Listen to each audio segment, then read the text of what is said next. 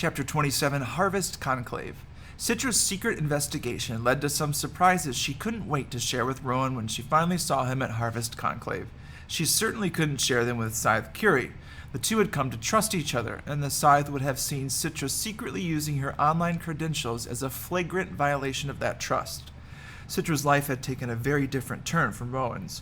She did not attend loud, lavish parties, nor did she train against live subjects. She helped cook quiet meals for heartbroken families and sparred with a black belt Bocator bot.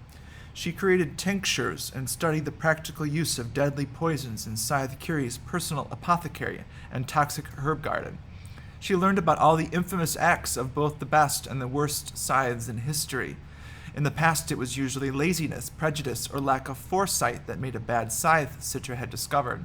There were those who seemed to glean too many neighbors because they couldn't be bothered to look farther. There were those who, in spite of repeated disciplinary action, would glean people with specific ethnic traits. As for poor judgment, there were plenty of examples there as well, such as Scythe Sart, who thought it was a good idea to do all of his gleanings at rodeos, thereby destroying the sport entirely, since no one would attend a rodeo for fear of being gleaned. Of course, the bad scythes weren't all in the past, but instead of bad, they were now called innovative, or forward-thinking. Like the innovative bloodbaths of Scythe Goddard and his killer cronies. The mass gleaning at Magnetic Propulsion Laboratory, although never reported officially, was big news, and there were plenty of private videos uploaded to the Thunderhead showing Goddard and his disciples doling out immunity like bread to the poor. Rowan was right there in the middle of it. Citra didn't know what to think about that. The world has a talent for rewarding bad behavior with stardom, Scythe Curie said, as she viewed some of the videos that had been uploaded. Then she got a bit pensive. Although the pitfalls of being a celebrity scythe, she confessed, although Citra already knew. I was headstrong and stupid in my early days and thought that by gleaning just the right people at just the right time, I could change the world for the better. I believed in my arrogance, that I had a keen grasp of the big picture that others lacked. But of course, I was just as limited as anyone else. When I gleaned the president and his cabinet, it shook the world. But the world was already shaking just fine without me. They called me Miss Massacre, and as time went on, that changed to the Grande Dame of Death. I spent more than 100 years trying to fade into anonymity, but even the youngest of children know me. I am the boogeyman parents use to get their children to behave. Be good, or the Grande Dame will get you. Scythe Curie shook her head sadly. Most celebrity is fleeting, but when you're a scythe, your defining deeds stand forever. Take my advice, Citra, and remain undefined. You might be a celebrity scythe, Citra pointed out, but even at your worst, you were nothing like Goddard. No, I wasn't, thank goodness, Scythe Curie said. I never took life for sport. You see, there are some who seek celebrity to change the world, and others who seek it to ensnare the world. Goddard is of the second kind. And then she said something that guaranteed Citra many a sleepless night. I wouldn't trust your friend Rowan anymore. Goddard is as corrosive as acid hurled in the eye. The kindest thing you can do is win that ring when Winter Conclave comes and glean the boy quickly before that acid burns any deeper than it already has. Citra was glad that Winter Conclave was still months away. It was Harvest Conclave she had to worry about. At first, Citra had looked forward to September and the Harvest Conclave, but as it approached, she began to dread it. It wasn't the upcoming test that troubled her. She felt she was prepared for whatever trials would be thrown at the apprentices. What she dreaded was seeing Rowan, because she had no idea what all these months with Goddard had done to him. Win that ring and glean the boy quickly, Scythe Curie had said. Well, Citra didn't have to worry about that now. She had 4 months until that decision would be made, but the clock never stopped ticking. It moved inexorably toward one of their deaths. Harvest Conclave took place on a clear but blustery September day. While a storm had kept many spectators away from the last conclave, they gathered in full force today on the street before Fulcrum City Capitol building. Even more peace officers than before were posted to keep the gawking crowds back.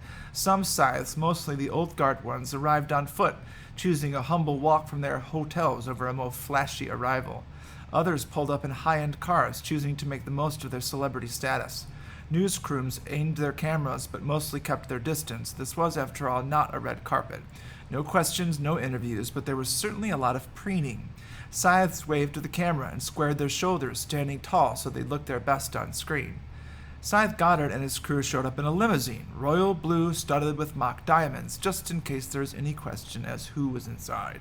As Goddard and his entourage emerged, the crowd oohed and awed as if their dazzling appearance rivaled the display of fireworks.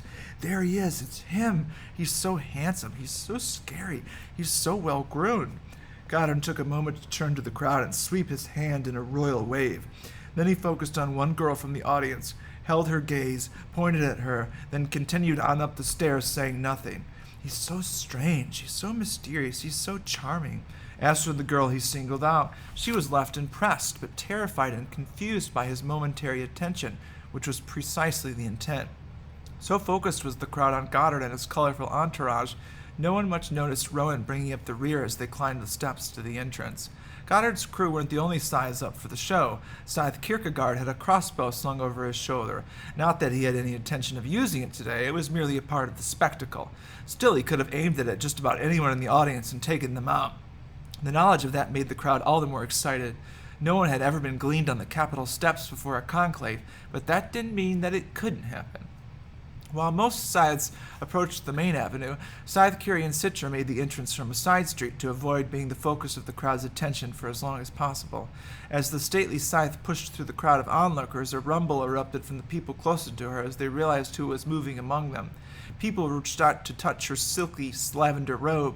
She endured this as a matter of course, but one man actually grabbed the fabric and she had to slap his hand away. "Careful," she said, meeting his eye.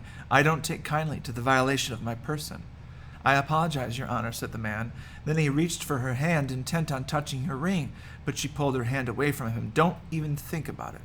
Citra pushed her way in front of Scythe Curie to help clear a path for her. "Maybe we should have taken a limo," Citra said. "At least that way we wouldn't have to fight our way through." That's always been a little too elitist for me," Curie said. As they cleared the crowd, a sudden gust came down the wide Capitol steps, catching Scythe Curie's long silver hair and blowing it back like a bridal train, making her look almost mystical. "I knew I should have braided it today," she said. As she and Citra climbed the white marble steps, someone to their left shouted, "We love you!" Scythe Curie stopped and turned, unable to find the speakers, so she addressed them all. "Why?" she demanded. But now, under her cool scrutiny, no one responded. "I could end your existence at any moment. Why love me?" Still no one answered, but the exchange attracted a cameraman who moved forward, getting a little too close. Scythe Curie smacked the camera so hard it wrenched the man's whole body around, and he nearly dropped it. "Mind your manners," said the Scythe. "Yes, Your Honor. Sorry, Your Honor." She continued up the steps with Citra behind her. "Hard to imagine that I used to love this attention. Now I avoid it entirely if I can." "You didn't seem this tense at the last conclave," Citra noted. "That's because I didn't have an apprentice being tested. Instead, I was the one testing other Scythe's apprentices." A test that Citra had failed spectacularly, but she didn't feel like bringing that up.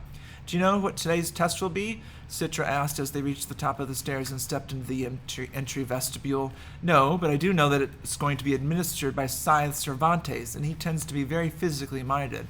For all I know, he'll have you tilting at windmills."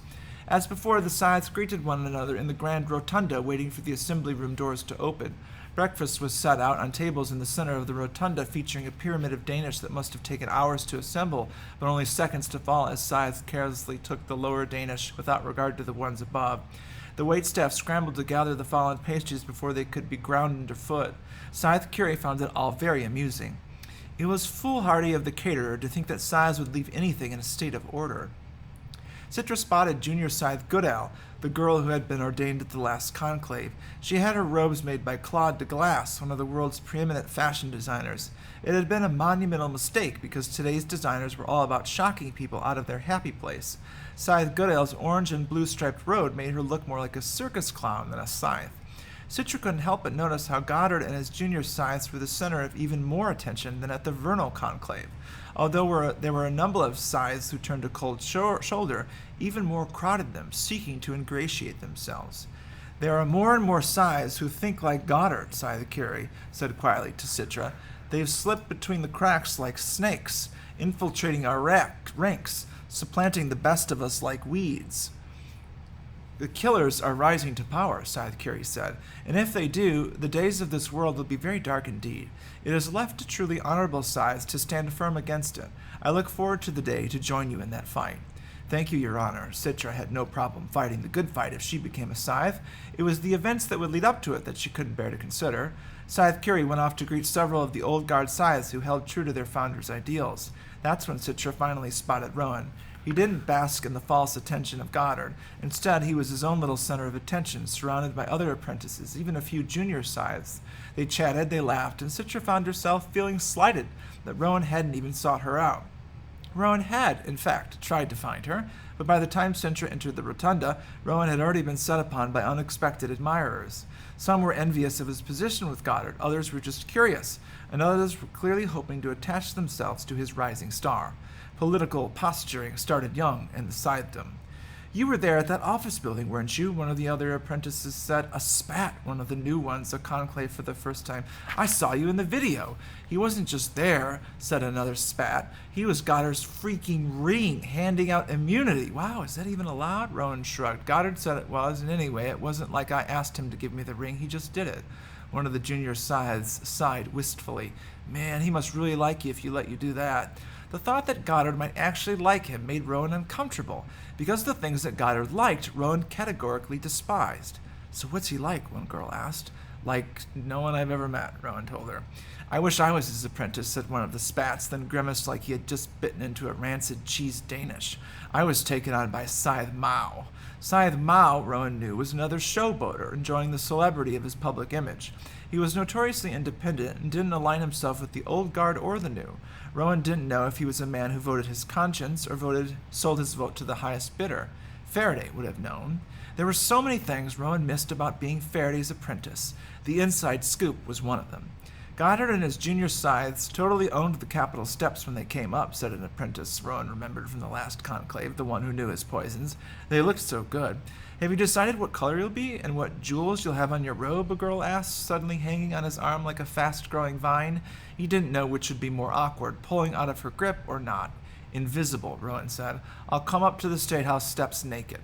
Those'll be some jewels, quipped one of the junior Scythes, and everyone laughed. Then Citra pushed her way through, and Rowan felt as if he was caught doing something he shouldn't. Citra, hi, he said. It felt so forced, he just wanted to take it back and find another way to say it. He shrugged out of the Vine girl's grip, but it was too late because Citra had seen it. Looks like you've made a lot of friends, Citra said. No, not really, he said, then realized he'd just insulted them. I mean, we're all friends, right? We're all in the same boat. Same boat, repeated Citra with deadpan dullness, but daggers in her eyes as sharp as the ones that used to hang in Faraday's weapons did. Good to see you too, Rowan. Then she strode away. Let her go, said the Vine girl. She'll be history after the next conclave anyway, right? Rowan didn't even excuse himself as he left them. He caught up with Citra quickly, which told him she really wasn't trying all that hard to get away. This was a good sign. He gently grabbed her arm and she turned to him. Hey, he said, I'm sorry about back there. No, I get it, she said. You're a big deal now. You have to flaunt it. It's not like that. Do you think I wanted them fawning all over me? Come on, you know me better. Citra hesitated. It's been 4 months, she said. 4 months can change a person. That much was true, but some things hadn't changed. Rowan knew what she wanted to hear, but that would just be another dance, another bit of posturing, so he told her the truth. It's good to see you, Citra, he said, but it hurts to see you. It hurts a lot, and I don't know what to do about it. He could tell that reached her because her eyes began to glisten with tears and she blinked them away before they could spell, I know. I hate that it has to be this way. I'll tell you what, said Rowan. Let's not even think about Winter Conclave right now. Let's be in the here and now and let Winter Conclave take care of itself.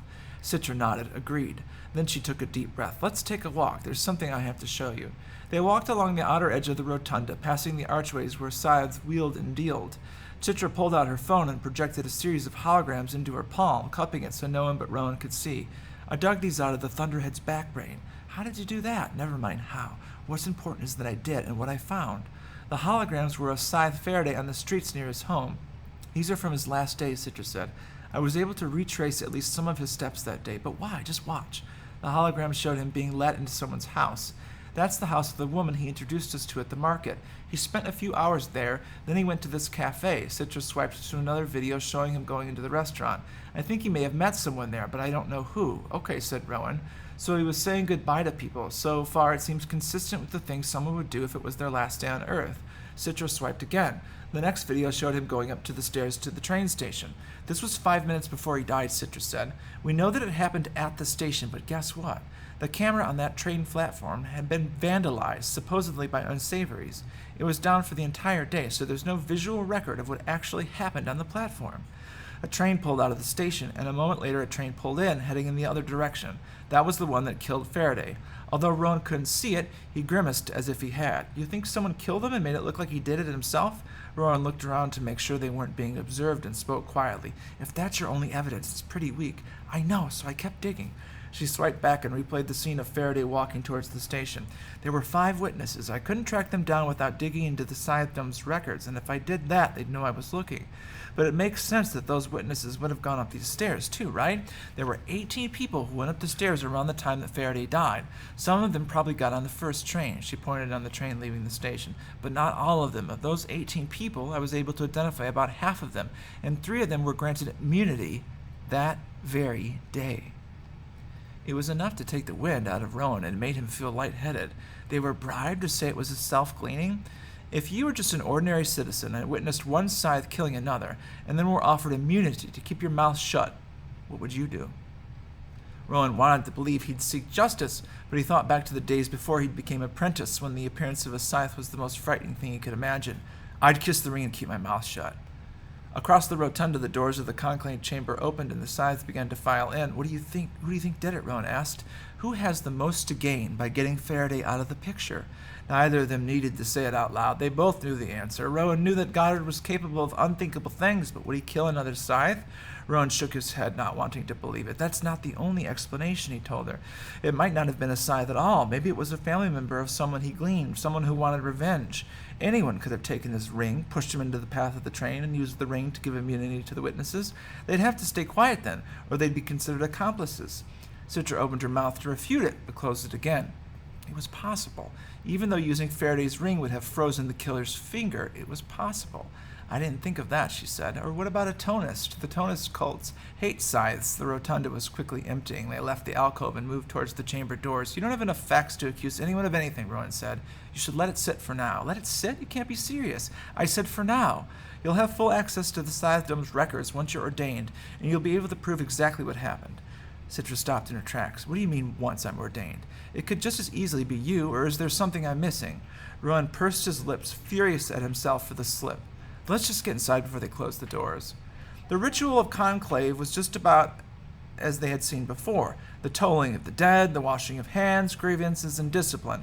Once again, an anonymous accusation was leveled against Scythe Goddard, this time accusing him of handing out immunity too freely. Who brings this accusation? Goddard demanded. Let the accuser stand and identify his or herself. Of course, no one took credit, which allowed Goddard to retain the floor. I will admit that this accusation has merit, Goddard said. I am a generous man and have perhaps been too liberal in my doling out of immunity. I make no excuses. I am unrepentant. I throw myself on the mercy of the High Blade to level my punishment. High Blade Xenocrates waved his hands dismissively. Yes, just sit down, Goddard. Your penance will be to shut up for the whole 5 minutes.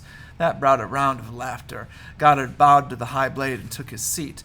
Although a few Scythes, including Scythe Curie, tried to object, pointing out that historically, Scythes who overused their ring had their power to grant immunity limited to the families of the gleaned.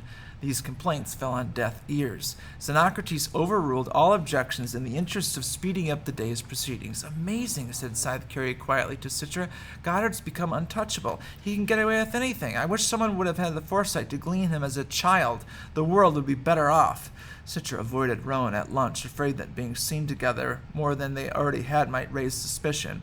She stood by Scythe Curie for lunch, and the Scythe introduced Citra to several of the greatest living Scythes. Scythe Mayer, who once had been a delegate to the Global Conclave in Geneva, Scythe Mandela, who was in charge of the Bejeweling Committee, and Scythe Hideyoshi, the only Scythe known to have mastered the skill of gleaning through hypnosis. Citra tried not to be too starstruck. Meeting them almost gave her hope that the old guard could triumph over the likes of Goddard.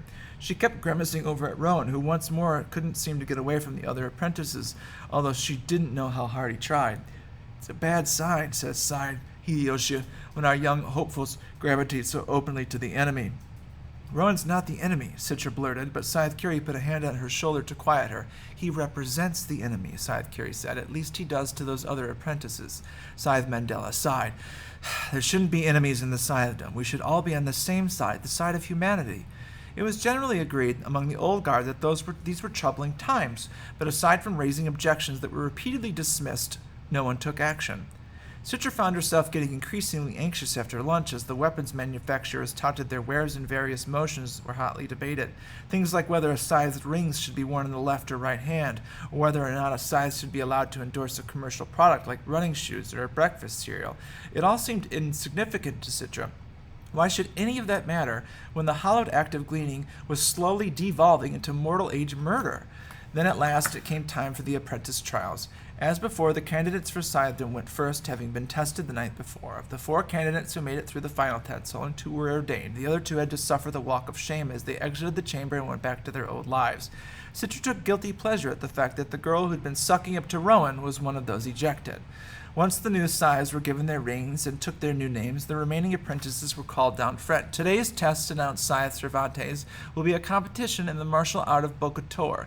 The candidates will be paired and judged on their performance. A mat was brought in and rolled out in a semicircular space in front of the rostrum. Citra took a deep breath. She had this. Bocator was a balance among strength, agility, and focus, and she had found perfect balance. And then they struck a blade right in the heart of her confidence. Citra Terranova will spar against Rowan Damish. A murmur from the crowd. Citra realized this was no random draw. They were paired intentionally, doomed to be adversaries. How could it be any other way? Her eyes met Rowan's, but his expression gave nothing away. The other matches went first. Each apprentice gave their best, but Bocator was a bruising discipline and not everyone's strength. Some victories were close, others were routs, and then it came for Citra and Rowan's match. Still, Rowan's expression gave her neither camaraderie nor sympathy nor misery at having to be set against each other. Okay, let's do this, is all he said, and they began to circle each other. Rowan knew that today was the first true test, but not the one that they had devised for him. Rowan's test was to look convincingly, but still throw the match. Goddard, Xenocrates, Cervantes, and, for that matter, all the scythes assembled, needed to believe he was doing his best, but that his best just wasn't good enough. It began with the ritualistic rhythmic circling, then posturing and physical taunting. Rowan launched himself at Citra through a kick that he telegraphed with his body language and missed her by a fraction of an inch. He lost his footing and fell down on one knee, a very good start. He turned quickly, rising, remained off balance, and she lunged toward him. He thought she would take him down with an elbow strike, but instead she grabbed him, pulling him forward even as she appeared to push him back. It brought him to balance and made it appear as if her move had failed, that she didn't have the leverage to do the job. Rowan backed away and caught her gaze. She was grinning at him, her eyes intensely on his. It was part of the taunting that Bocator was known for, but this was so much more. He could read her just as clearly as if she were speaking aloud. "You're not going to throw this match," her eyes said. "Fight badly, I dare you, because no matter how poorly you try to fight, I will find a way to make you look good." Frustrated, Rowan launched himself at her again, an open palm strike at her shoulder, intentionally 2 inches off from the perfect leverage point, but she actually moved into it. His palm connected. She spun back with the force of his strike and went down. Damn you, Citra, damn you. She could beat him at everything, even at losing. Citra knew from the moment Rowan made his first kick what he was up to, and it infuriated her. How dare he think he had to fight badly for her to win this match? Had he grown so arrogant under Scythe Goddard that he actually thought this would be a fair fight? Sure, he had been training, but so had she. So what if he had grown stronger? That also meant he was bulkier and moved slower. A fairer fight was the only way to keep his conscience clean. Didn't Rowan realize that by sacrificing himself, he'd be dooming her as well? She would sooner glean herself as her first act as a scythe than accept his sacrifice. Rowan glared at her now, furious, and it only made her laugh. "Is that the best you can do?" she asked. He threw out a low kick, just low enough for her to anticipate without any force behind it. All she needed to do was lower her stance and the kick would have no effect. Instead, she responded by raising her center of gravity just enough for the kick to knock her feet out from under her.